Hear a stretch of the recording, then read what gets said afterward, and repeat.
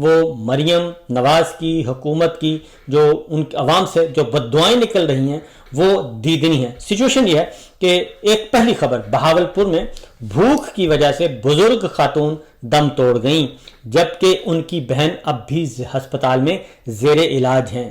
Rescue کے مطابق ہفتے کے روز پڑوسیوں نے انہیں اطلاع دی کہ لوہار والی گلی کے ایک گھر میں 2 بزرگ خواتین بے ہوش پڑی ہیں۔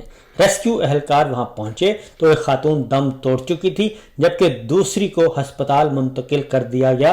بچ جانے والی خاتون کے مطابق وہ دونوں بہنیں کئی روز سے بھوکی پیاسی تھیں۔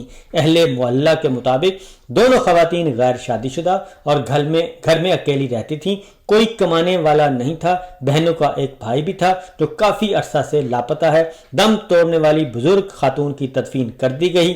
انتقال کر جانے والی خاتون کی بڑی بہن اب بھی ہسپتال میں زیر علاج ہے۔ اس سے بڑا المیہ کوئی اور ہو نہیں سکتا۔